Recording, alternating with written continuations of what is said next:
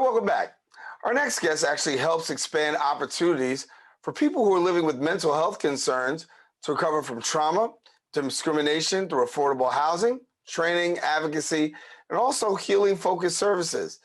Currently, the NYPD has slow response to individuals in crisis and has a track record of using excessive and too often fatal force, particularly to individuals who are Black or other persons of color.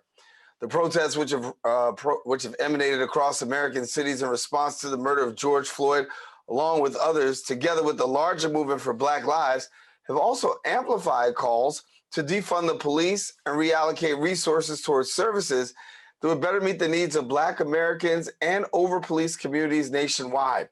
Our next guest shares her point of view on the matter. I'm joined by the Advocacy Coordinator at Community Access, Carla Rabinowitz. And Carla, good to have you. Thank you. Thank you for allowing me to be here.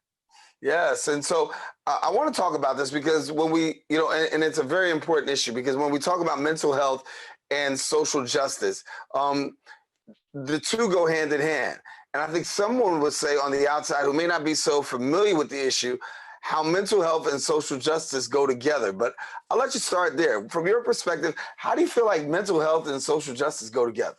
So, I haven't really said this on many interviews, but the rights of people with mental health are linked to the rights of people who are Black and the Black Lives Matter movement and people who are Latino and people who are immigrants and everybody else, gay people, trans people, because people with mental health are in all these different communities, right? Also, when we look at the people who are dying at the hands of the police, more and more it's people who are Black, people who are Latino, um, and that's how it all goes together. But I think more importantly, the police are not the right responders to people in distress in any community. When you're in distress and there's no mental health resources, you call the police. And in most communities, there is no urgent mental health community, so you call the police. In communities of color, there's even less healthcare opportunities for people. So they're waiting till someone gets sick and then they're calling the police. And the police were never meant to handle mental health crisis. I always say it's like sending a plumber to do heart surgery. It's a healthcare need. It's not a command and control law enforcement need. When we talk about NYPD response, particularly to those with mental health cases and mental health challenges, I know that you've been very vocal and very forthright. Give us what you're finding with regards to the NYPD response to mental health. So when we started this coalition, Community Access leads a coalition called CCIT-NYC, Correct Crisis Intervention Today. And when we started early on, we were thinking maybe if we just train the police, maybe if we can just teach them for 40 hours how to be compassionate, how to handle these scenarios, things would be better. And the training was good in 2015. We got it accomplished. But what we found out is a year later, more people were dying than ever before. So from 2015 to 2020, 16 people in New York City alone died in police encounters, 14 of whom were Black. That was after 15,000 officers were trained. If you look at the years past, 2007 to 2014, less than half, only 7 died. So what we realized is training the police doesn't work. 40 hours of training is not enough to counter 4 years of their approach to life, which is to shout at people, to command and control, to draw their guns. It's just not the right approach. We want a healthcare team approach, and that doesn't exist now. You can't call up even New York City Well and say, can you send me some healthcare workers because my son is acting out? It just doesn't exist right now. Right. And I was having this conversation on another platform recently. We were talking about when the NYPD is dispatched out for a call. They're trained in law enforcement, not really familiar with mental health. And when they do, they engage from a law enforcement perspective. And even though they're trained to de-escalate, many times that doesn't always end up being the case. Would it help to have mental health professionals in these police cars as they're going around the city? So the thing is, a lot of people are thinking like, well, maybe we'll just add a mental health responder to the police and have what they call co-response, a police and a mental health team worker. That is not the right solution. And I'll tell you why. The people who started, the officers who started CIT training internationally, CIT International, just the mere presence of a police officer is still going to get people scared. it's still the best outcome is to have someone taken in handcuffs to a hospital, which is not the right approach. Your neighbors are still going to know that police came and there's going to be discussion. Well, we are put a proposal together years ago for CCIT NYC and is getting a lot of traction. Mhm. Is to have a person with lived experience who's trained in de-escalation and an EMT. It's much like the model in Eugene, Oregon, where they've been working for 33 years, where they have a trained de-escalator and an EMT go out to calls. They haven't had one serious incident of violence to their workers. They only need the police 0.6% of the time. And there are other models that are working now, San Francisco, Toronto, Los Angeles, Portland. They're all going to a model of one peer, one clinician. Peer is someone with lived experience, one clinician and one EMT. The EMT is there for if you have wounds that they need to take care of. The whole goal is not to trans people to a psychiatric hospital, which in itself can be very traumatizing, um, but to either treat people at the home or take them to a center where you can get some care, but it's not, a hospitalization. Yeah. I'm gonna ask the question then. When he's called out all those cities, and we have that report of Eugene, Oregon, and we see these numbers that are really looking very good in Eugene, I guess the question is, why can't we do it here in New York? No, it's a great question, and I get that a lot from people. A lot of people say, they said that the same thing with CIT. New York City is different when we tried to get that in the first place. And they're saying that the same now. New York City is different. But I want to let you know there's a little known program in New York City.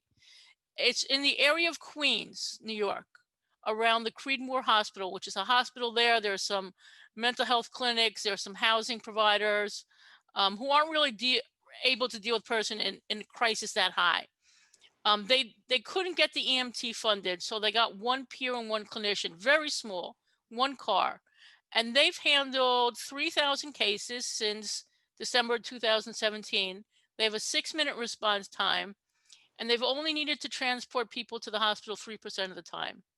And the police in that precinct got so excited a year after they started that the police were handing out the cards. It's totally private. It's not connected to the police. Mhm. So we can do it. It's just anything new is scary.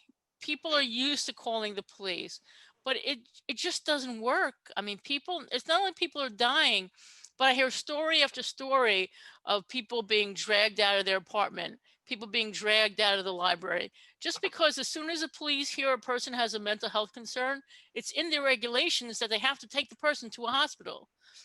And the stigma around mental health is so bad in the police. It's so bad. You can't say you're a mental health recipient and then get the same treatment. Mhm. Often people who want to report a crime with a mental health concern come to me and say the police won't take my statement. So, police are not the answer. This is a mental health concern. There is a role for police, right? Violent crime. Yes, there's a role for police.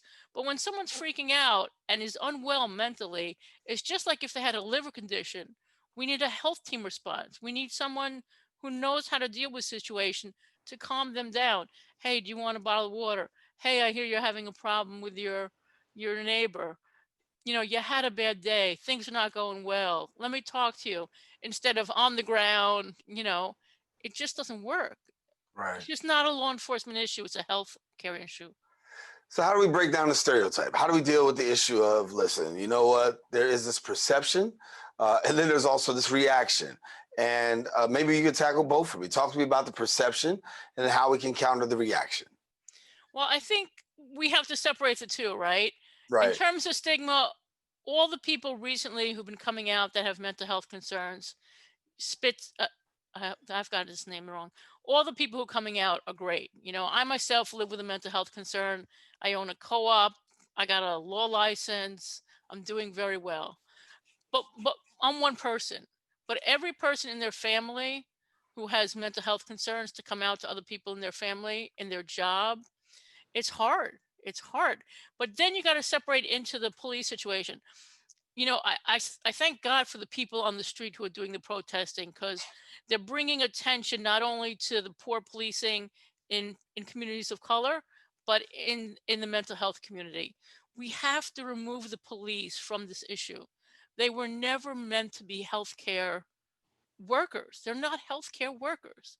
They know law enforcement. They know crime. They know arrest. They don't know how do you make a person feel better. That's not their job. And we got to move that. We just got to move that out of their hands. Yeah. Um, a pretty hard move. I think when you've done it for a long period of time. And then we also see the systemic issues that actually fall out in association with this. I know you talked about you got a lot of traction, right, on some of the great work that you're doing. Talk to me about what do you think it's going to take to push some things over the edge in your favor? So we are talking to a couple politicians. No, we've been working with a lot of politicians. Um, and I foresee this happening in the next couple of years. It's just really a matter of time. I think what has to happen is people have to understand when we say redirecting police funding to healthcare workers, we're not saying we want to get rid of police. We're not an abolitionist group. What we're saying is, there's a large number, there's 200,000 police calls that don't need to be police calls. There's 200,000 times when a mother, a son, a father is calling, a neighbor is calling. What if there was a healthcare response? Once people get to acknowledge that that's okay, that it's okay to call a healthcare team instead of police, then the politicians are going to fall in line. You know, 200,000 times the police are responding a year, 200,000 times to someone who needs health care. And I think people just have to, the more people in the city realize that's not the right response to the police. That's not their job. That's a healthcare job. The more we have that kind of understanding that healthcare crisis, when someone's screaming in the street, that's a healthcare crisis, you know? Yeah. Um, I think that'll push them over, but I'm very hopeful that the politicians we're working with will understand.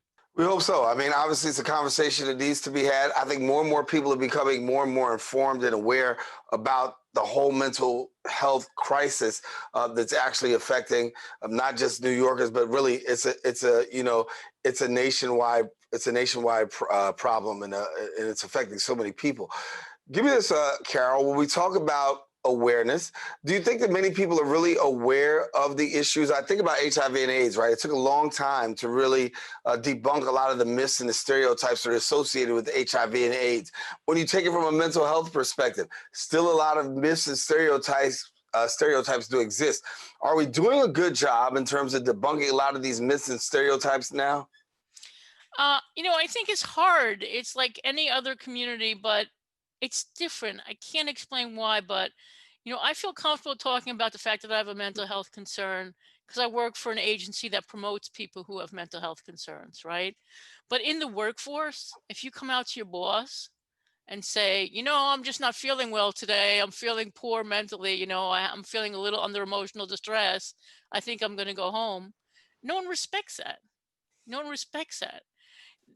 A mental health concern is just like any other concern, but it's so taboo. It's still so taboo. Even with all these actors and people coming out, it has to be more in the common everyday person saying, hey, you got to respect the fact that I'm feeling depressed today. And that's a hard thing for a person to do. You don't want to lose your job. You don't want to lose your family relation, your girlfriend, so you don't want to say that. But the more we talk about it, just like any other community, the more we discuss what's happening, the better things will be. I think about like mental health from the perspective you talked about depression. A lot of people deal with depression. A lot of people have emotional issues. And the bottom line is, yeah, if my foot is hurting, I'm going to the foot doctor. If my knee's hurting, I'm going to the ortho. But when it comes to mental health, it's almost like yeah, I can't report that. I can't say that because, yeah, there's so many things that are associated with that that can really have an adverse effect on my life. But talk to us about that need for, therapy and even those who are dealing with that issue. Therapy is real, and in some circles it's very embraced, in other circles it's very much shunned. Yeah, I mean, I think however a person deals with their mental health concern, the main thing is we have to talk about it. Families have to talk about it. You have to talk about it at work. There are resources. There's New York City Well, we can get you a therapist, but you have to be willing to go. And it can't be just limited to people going to therapy and getting health care, because it's a different kind of thing. It's so taboo in society. If we want things to change, you're going to need to start talking about it at work. You're going to need to start talking about it when you apply for your license, a law license, whatever. Because right now, every time you want to do something and you say you have a mental health concern, that's it. You're in another corner and you can't get that co-op. You can't do the things you want to do. I'm fortunate that I was able to do all that, but most people can't. And it's scary. It's scary to say, I have a mental health concern. Yeah. Before we get out of here, I want to give you an opportunity to share a little bit about how people can get connected to some of the work that you're doing, some of the advocacy and the policy that you're working with, and how people can be a partner in your conversation. Great. So if you want to if you're interested at all involved in how we move police out of the realm of responding to mental health crisis and figure out how to get a health team response, you can go to www.ccitnyc.org and go to our contact page. Or if you're interested in supportive housing, helping people with mental health concerns get into housing that builds them with supports, you can go to communityaccess.org and learn all about what we do. And we'd love for you to join us in anything we do. Well, thank you so much for sharing with us, Carla. I think it's a great conversation that needs to continue to be had across our community as we deal with the issue of mental health awareness, and particularly with the NYPD. And once again, for a viewer that's actually out there, it's not really talking about defunding the police. No, it's not defunding. It's really about reallocating. And Yes. Carla, you got to come back at another Wait, time. one more second. Yeah. I forgot to tell you all about stigma. I'm so tired today. Okay. We're having a mental health film festival in December. This is our 15th year. It's virtual. It doesn't cost you anything. When you go to the Community Access website, or just put in New York City Mental Health Film Festival and learn about our film festival, all wonderful films, fun, exciting, not depressing. And it's all free in December. All right. You got it in. Great job. Carla, thanks so much for being with us. You got to come back. Thank you so much. All right, Carla is our guest here on the Social Justice Forum. We encourage you to stay connected. You found the way that you can actually connect with her. It's listed at the bottom of your screen. And then, of course, we invite you to stay connected to us. We're going to take a quick break. We've got more of the Social Justice Forum when we return right after this.